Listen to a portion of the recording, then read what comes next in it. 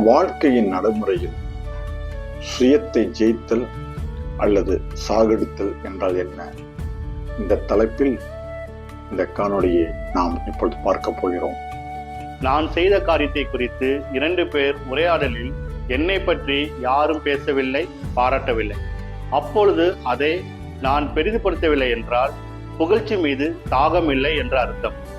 மாமிசம் சுயத்தை விரும்பும், பாராட்டுதலை விரும்பும். சுயத்தை ஜெயித்தவர்கள் பாராட்டுதலை விரும்ப மாட்டார்கள்.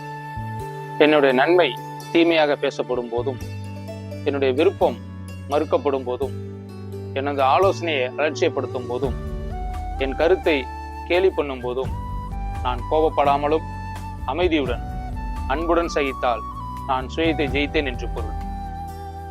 எவ்வித ஆகாரத்திலும், எந்த விதமான வெகுமதியிலும், எந்த விதமான உடையிலும், எந்த விதமான சமுதாய சூழ்நிலையிலும், எந்த விதமான சீதோஷண நிலையிலும் நாம் போதும் என்ற மன திருப்தியுடன் கொண்டவர்களாக வாழ்ந்தால் நாம் சுயத்தை ஜெயித்தோம் என்று பொருள். எந்தவித ஒழுங்கின்மையானாலும், சீரற்ற நிலையானாலும், எந்தவித கால தவறுதலானாலும், எந்த விதமான மடிவானாலும் பொறுமையுடன் அன்பாய் சகித்தால் நான் சுயத்தை ஜெயித்தேன் என்று பொருள்.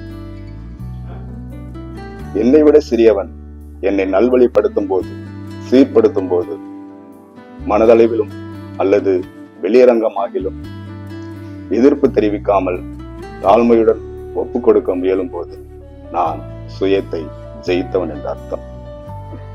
என் தேவைகள் அதிகமாக இருக்கும் சந்தர்ப்ப சூழ்நிலைகளில் என் சகோதரனுக்கு தேவையான உதவிகளை செய்து பொறாமையின்றி தேவனிடத்தில் கேள்வி கேட்காமல் இருத்தல் சுயத்தை ஜெயித்ததின் அர்த்தம்.